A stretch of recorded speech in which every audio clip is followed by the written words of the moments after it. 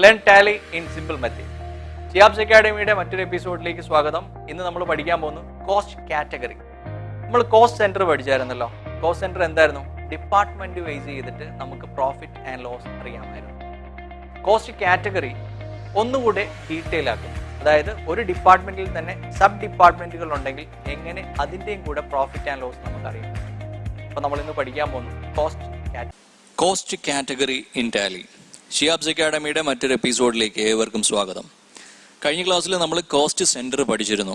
എന്തായിരുന്നു cost centre? ഒരു ഫേമിൽ different ഡിപ്പാർട്ട്മെൻറ്റുകൾ ഉണ്ടെങ്കിൽ ആ ഡിപ്പാർട്ട്മെൻറ്റുകളുടെ എക്സ്പെൻസ്, ഇൻകം അത് നമുക്കറിയുകയും എത്രയാണ് പ്രോഫിറ്റ്, ഏത് ഡിപ്പാർട്ട്മെൻറ്റാണ് മോർ പ്രോഫിറ്റബിൾ എന്നൊക്കെ നമുക്ക് അറിയാൻ സാധിച്ചിരുന്നു. ഇനി അതിനെ ഒന്നുകൂടെ ഡീറ്റെയിൽ ആക്കാൻ പോവുകയാണ്. ഒരു ഡിപ്പാർട്ട്മെൻറ്റിൽ സബ് ഡിപ്പാർട്ട്മെൻറ്റുകൾ ഉണ്ടെങ്കിൽ എങ്ങനെ നമുക്കത് മെയിൻറ്റെയിൻ ചെയ്യാം, അതിനാണ് കോസ്റ്റ് കാറ്റഗറി എന്ന് പറയുന്ന ഫീച്ചേഴ്സ്. അപ്പോൾ നമുക്ക് ക്ലാസ്സിലേക്ക് പോവാം. ഗേറ്റ് വേ ഓഫ് ടാലിയിൽ F11 അക്കൗണ്ടിങ് ഫീച്ചേഴ്സിലെ കോസ്റ്റ് സെൻറ്റർ ആക്റ്റീവ് ആക്കിയെങ്കിൽ മാത്രമേ നമുക്ക് എന്തും കൂടെ ചെയ്യാൻ പറ്റുള്ളൂ, കോസ്റ്റ് കാറ്റഗറിയും കൂടെ ചെയ്യാൻ പറ്റുള്ളൂ.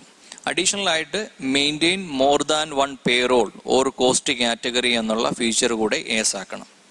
അപ്പോൾ നമുക്ക് കോസ്റ്റ് സെൻറ്റർ മാത്രം ഏസ് ആക്കിയാൽ പോരാ, എന്തുകൂടെ ചെയ്യണം? Maintain more than one payroll or cost കാറ്റഗറിയും കൂടെ ഏസ് ആക്കണം. അത് ഞാൻ പറഞ്ഞുതരാം. നമ്മൾ F11 അക്കൗണ്ടിങ് ഫീച്ചേഴ്സിലെ cost or profit centre management നിങ്ങൾക്ക് കാണാം. അതിൽ നമ്മൾ കഴിഞ്ഞ ക്ലാസ്സിൽ എന്ത് ചെയ്തു? മെയിൻറ്റെയിൻ കോസ്റ്റ് സെൻറ്റർ ഏസ് ആക്കി. അത് കൂടാതെ maintain more than one payroll or cost category എന്നുള്ള ഫീച്ചർ കൂടെ ഏസ് ആക്കണം. ഏസ് ആക്കിയെങ്കിൽ മാത്രമേ നമുക്ക് ഇത്രയും ഡീറ്റെയിൽ ആയിട്ട്, അതായത് ഒരു കോസ്റ്റ് സെൻറ്ററിൽ സബ് സെൻറ്റേഴ്സ് ഉണ്ടെങ്കിൽ അത് നമുക്ക് ചെയ്യാൻ പറ്റൂ. അപ്പോൾ അക്കൗണ്ട്സ് ഇൻഫോയിൽ കോസ്റ്റ് കാറ്റഗറി അവിടെ നമ്മൾക്ക് ക്രിയേറ്റ് ചെയ്യാൻ പറ്റും. ഓക്കെ, അപ്പോൾ എന്താണ് കോസ്റ്റ് കാറ്റഗറി എന്ന് ഒരിക്കൽ കൂടി പറയാം. കോസ്റ്റ് കാറ്റഗറി എന്ന് പറയുന്നത് allows allocation of transaction to several set of cost centers. The concept of cost category and cost center is similar to accounts group and ledger. നമ്മൾ അക്കൗണ്ട്സ് ഗ്രൂപ്പും ലെഡ്ജർ ക്രിയേഷനും ഒക്കെ നമ്മൾ പഠിച്ചതാണ്. അപ്പോൾ ഒരു കോസ്റ്റ് കാറ്റഗറി എന്ന് പറയുന്നത് ഒരുപാട്, അല്ലെങ്കിൽ ഈ cost category consist of several cost centres ഉണ്ടാവും. എങ്ങനെയാണ് നമ്മൾ ടാലിയിൽ കോസ്റ്റ് കാറ്റഗറിയും കോസ്റ്റ് സെൻറ്റേഴ്സും ക്രിയേറ്റ് ചെയ്യുന്നതെന്ന് നമുക്ക് നോക്കാം. ടാലിയിൽ നമ്മൾ കമ്പനി ക്രിയേറ്റ് ചെയ്തു.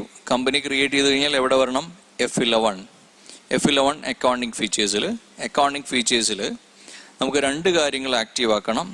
ഏതൊക്കെയാണ്? മെയിൻറ്റെയിൻ കോസ്റ്റ് സെൻറ്റർ എന്നുള്ളത് ഏസ് ആക്കണം. Maintain more than one payroll or cost കാറ്റഗറിയും ഏസ് ആക്കണം. ഏസ് ആക്കിയതിന് ശേഷം നമ്മൾ ഈ സ്ക്രീൻ സേവ് ചെയ്യുക. സേവ് ചെയ്തതിന് ശേഷം ഗേറ്റ് വേ ഓഫ് ടാലിയിൽ അക്കൗണ്ട്സ് ഇൻഫോയിൽ നിങ്ങൾക്ക് കാണാം കോസ്റ്റ് കാറ്റഗറിയും ഉണ്ടാവും, കോസ്റ്റ് സെൻറ്ററും ഉണ്ടാവും. കോസ്റ്റ് കാറ്റഗറി എടുത്തു കഴിഞ്ഞാൽ ഓൾറെഡി അതിലൊരു കോസ്റ്റ് കാറ്റഗറി ഉണ്ട്. പ്രൈമറി കോസ്റ്റ് കാറ്റഗറി എന്നുള്ളതായിരിക്കും അവിടെ ഉണ്ടാവുക. ഇത് വേണമെന്നുണ്ടെങ്കിൽ ഇതേ രീതിയിൽ തന്നെ നമുക്ക് മെയിൻറ്റെയിൻ ചെയ്യാം, അല്ലെങ്കിൽ നമുക്കിതിനെ പേര് ചേഞ്ച് ചെയ്യാം. ഇപ്പോൾ നമ്മൾ കഴിഞ്ഞ കോസ്റ്റ് സെൻറ്റർ എന്ന് പറയുന്ന ഫീച്ചേഴ്സ് നമ്മൾ പഠിച്ചപ്പം നമ്മൾ പഠിച്ച രണ്ട് കാര്യങ്ങളാണ്. അതിൽ മാർക്കറ്റിംഗ് ഡിപ്പാർട്ട്മെൻറ്റ് ഉണ്ടായിരുന്നു, അക്കൗണ്ട്സ് ഡിപ്പാർട്ട്മെൻറ്റ് ഉണ്ടായിരുന്നു, അഡ്മിനിസ്ട്രേഷൻ ഡിപ്പാർട്ട്മെൻറ്റ് ഉണ്ടായിരുന്നു. അങ്ങനെ നമ്മൾ 3 ഡിപ്പാർട്ട്മെൻറ്റ് ബേസ് ചെയ്തിട്ട് നമ്മൾ കോസ്റ്റ് അലോക്കേറ്റ് ചെയ്ത് പോവുകയായിരുന്നു അല്ലേ. ഇപ്പോൾ ഞാൻ നിങ്ങളുടെ മുന്നിലേക്ക് ഒരു എക്സാമ്പിൾ ഞാൻ പറയുന്നത്, ഒരു മാർക്കറ്റിംഗ് ഫേം. ആ മാർക്കറ്റിംഗ് ഫേമിൽ മാർക്കറ്റിംഗ് എന്ന് പറയുന്ന ഒരു ഹെഡുണ്ട്. ആ മാർക്കറ്റിങ്ങിൻ്റെ എക്സ്പെൻസും ഇൻകവും അറിയണം. പക്ഷേ മാർക്കറ്റിങ്ങിൽ തന്നെ പല എക്സിക്യൂട്ടീവ്സ് വർക്ക് ചെയ്യുന്നുണ്ട്. ആ എക്സിക്യൂട്ടീവ്സിൻ്റെ സെയിൽസ് വോളിയം നമുക്ക് ഒന്ന് മെയിൻറ്റെയിൻ ചെയ്യണം. എങ്ങനെ മെയിൻറ്റെയിൻ ചെയ്യാം? അപ്പോൾ ആദ്യം അക്കൗണ്ട്സ് ഇൻഫോയിൽ കോസ്റ്റ് കാറ്റഗറി എന്നുള്ളത് പ്രൈമറി കോസ്റ്റ് കാറ്റഗറിയാണ്. അത് ഞാനൊന്ന് ഓൾട്ടർ ചെയ്ത് ചേഞ്ച് ചെയ്യാൻ പോവാണ്. ഇതിനെ ഞാൻ എന്താക്കുന്നു? മാർക്കറ്റിംഗ് എന്ന് പറയുന്ന ഒരു മെയിൻ ഒരു കോസ്റ്റ് സെൻറ്റർ അല്ലെങ്കിൽ കോസ്റ്റ് കാറ്റഗറി ആയിട്ട് ഞാൻ ചെയ്യുന്നു. അവിടെ നമുക്ക് രണ്ട് കാര്യങ്ങൾ ചോദിക്കും. Allocate revenue items, allocate non revenue items. ഈ രണ്ട് കാര്യങ്ങളുണ്ട്. ഇതിൻ്റെ അത് നോൺ റവന്യൂ ഐറ്റംസ് വേണ്ട. കാരണം അസറ്റ്സ് ആൻഡ് ലയബിലിറ്റിയുമായി ബന്ധപ്പെട്ടിട്ടുള്ള കാര്യങ്ങൾക്ക് കോസ്റ്റ് കാറ്റഗറിയോ കോസ്റ്റ് സെൻറ്റർ വേണമെന്നാണ് ചോദ്യം. നമുക്ക് വേണ്ടത് എക്സ്പെൻസ് ആൻഡ് ഇൻകത്തിനാണ്. റവന്യൂ ഐറ്റംസിന് മതി. അതുകൊണ്ട് അത് മാത്രം ഏസാക്കുന്നു, സേവ് ചെയ്യുന്നു. അപ്പം ഞാൻ എന്ത് ചെയ്തു? ഒരു കോസ്റ്റ് കാറ്റഗറി ഞാൻ ആദ്യം ചെയ്തു, അതിൻ്റെ പേര് മാർക്കറ്റിംഗ്. ഇനി കോസ്റ്റ് സെൻറ്ററായിട്ട് ഓരോന്നും ഞാൻ ചെയ്യാൻ പോവാണ്. അപ്പോൾ എന്താണ് മേളിൽ വരുന്നത്? Cost category. ആ കോസ്റ്റ് കാറ്റഗറിയിൽ മാർക്കറ്റിംഗ് ഞാൻ സെലക്ട് ചെയ്തു. നെയിം, ഇവിടെ ഞാൻ ശേഖർ എന്ന് പറയുന്ന ഒരാൾ, എൻ്റെ ഒരു മാർക്കറ്റിംഗ് എക്സിക്യൂട്ടീവാണ്, ഞാൻ ശേഖറിനെ ക്രിയേറ്റ് ചെയ്തു. ഇനിയും ജോർജ് എന്ന് പറയുന്ന ഒരാളുണ്ട്, സോ ജോർജിനെ ഞാൻ ക്രിയേറ്റ് ചെയ്തു. അജയ് എന്ന് പറയുന്ന ഒരാളുണ്ട്, അജയെ ഞാൻ ക്രിയേറ്റ് ചെയ്തു.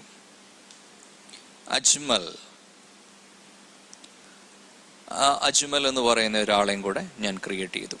അപ്പം മാർക്കറ്റിംഗ് എന്ന് പറയുന്ന കോസ്റ്റ് കാറ്റഗറിയിൽ എത്ര കോസ്റ്റ് സെൻറ്റേഴ്സ് ഞാൻ ക്രിയേറ്റ് ചെയ്തു? അജയ്, അജ്മൽ, ജോർജ്, ശേഖർ. നമ്മുടെ മെയിൻ എക്സ്പെൻസ് അലോക്കേറ്റ് ചെയ്യേണ്ടത് മാർക്കറ്റിങ്ങിലാണ്. ആ മാർക്കറ്റിങ്ങിൽ തന്നെ ആരൊക്കെയുണ്ട്? ആ 4 പേരെ ഞാൻ സെറ്റ് ചെയ്തു. ഇനി നമ്മുടെ അക്കൗണ്ടിങ് വൗച്ചറിൽ F8 സെയിൽസ്, ഞാനൊരു സെയിൽസ് ക്രിയേറ്റ് ചെയ്യാൻ പോവാണ്, ക്യാഷ് സെയിൽസ്. ആ ക്യാഷ് സെയിൽസിൽ ഒരു 2,50,000 ക്യാഷ് സെയിൽസ് നടന്നു. 2,50,000 സെയിൽസ് കൊടുത്തു. 2,50,000 എൻറ്റർ ചെയ്ത് കഴിയുമ്പം ആദ്യം ചോദിക്കുന്നത് എന്താണ്? Cost category. ഞാൻ മാർക്കറ്റിംഗ് സെലക്ട് ചെയ്തു. മാർക്കറ്റിങ്ങിൽ അജയ് എന്ന് പറയുന്നയാൾ ഈ 2,50,000 എത്ര കൊണ്ടുവന്നു? 50,000. അജ്മൽ എന്ന് പറയുന്നയാൾ എത്ര കൊണ്ടുവന്നു? 40,000. അടുത്ത ശേഖർ എന്ന് പറയുന്നയാൾ അടുത്ത കൊണ്ടുവന്നു 1,20,000. അടുത്തതാൾ ജോർജ് ആണ്, ജോർജ് സെലക്ട് ചെയ്തു, ജോർജും ഒരു 40,000. ഇങ്ങനെ നമുക്ക് അലോക്കേറ്റ് ചെയ്യാൻ പറ്റും.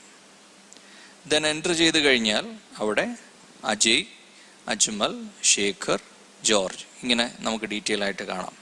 ഓരോരുത്തർ കൊണ്ടുവന്ന സെയിൽസ് എത്രയാണെന്ന് നമുക്ക് മനസ്സിലാക്കാം.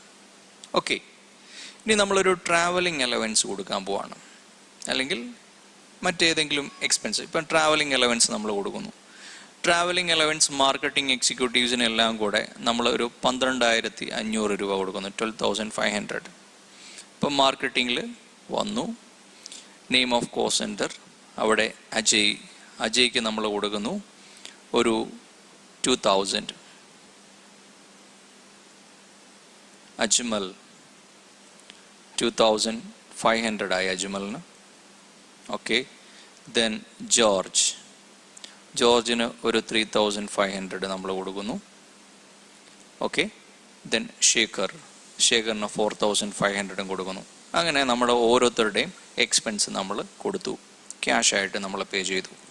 ഓക്കെ, ഇനി നോക്കുക, പ്രോഫിറ്റ് ആൻഡ് ലോസ് അക്കൗണ്ടിൽ നമ്മൾ എടുത്തു കഴിഞ്ഞാൽ നമുക്ക് നെറ്റ് പ്രോഫിറ്റ് 2,37,500 എന്ന് പറയുന്ന ഇതിലുള്ള ഒരു കോൺസെപ്റ്റിൽ നമുക്ക് കാണാൻ പറ്റും, ഇല്ലേ? 2,37,500 രൂപ നമ്മുടെ നെറ്റ് പ്രോഫിറ്റാണ്. ഇനി നമ്മൾ നേരെ ഡിസ്പ്ലേ എടുക്കുന്നു, സ്റ്റേറ്റ്മെൻറ്റ് ഓഫ് അക്കൗണ്ട്സ്, അതിലെ കോസ്റ്റ് സെൻറ്റർ, അതിലെ കാറ്റഗറി സമ്മറിയാണ് ഫസ്റ്റ് കാണിച്ചേക്കുന്നത്. കോസ്റ്റ് എൻറ്റർ ചെയ്തപ്പോഴും നമുക്ക് ഈ കാറ്റഗറി സമ്മറി തന്നെയായിരുന്നു. എൻറ്റർ ചെയ്ത് കഴിഞ്ഞാൽ നമുക്കിവിടെ 2,50,000 ഇൻകം, 12,500 എക്സ്പെൻസസ്, അതിൻ്റെ ബാക്കി 2,37,500. ഇവിടെ ഓരോരുത്തരും കൊണ്ടുവന്ന സെയിൽസ് ഉണ്ട്, ഓരോരുത്തർക്കും വന്ന എക്സ്പെൻസും ഉണ്ട്. ശേഖർ 1,20,000 സെയിൽസ് നടത്തി. ശേഖറിൻ്റെ എമൗണ്ട് 4,500 ആണ് ശേഖറിനായിട്ടുള്ള എക്സ്പെൻസ്. ശേഖർ കൊണ്ടുവന്ന ഇൻകം 1,15,500. ഇവിടെ ജോർജ് എന്ന് പറയുന്ന ആളുണ്ട്, ജോർജ് 40,000 ആണ് നമുക്ക് കൊണ്ടുവന്ന സെയിൽസ്. ജോർജിന് 3,500 എക്സ്പെൻസ് ആയി. ദ സെയിം എമൗണ്ട് അജ്മൽ എന്ന് പറയുന്ന ആൾ കൊണ്ടുവന്നു. അദ്ദേഹത്തിന് കൊടുത്തേക്കുന്ന 2,500 മാത്രമേ ഉള്ളൂ, 37,500. ദെൻ 50,000 അജയ് കൊണ്ടുവന്നു, 2,000 എക്സ്പെൻസ് ആയി, ബാക്കി 48,000. ഇങ്ങനെ നമുക്ക് കുറച്ചുകൂടി ഡീറ്റെയിൽ ആയിട്ട്, ഇപ്പോൾ കോസ്റ്റ് സെൻറ്റർ ആയിരുന്നെങ്കിൽ എത്രയേ കാണുള്ളൂ?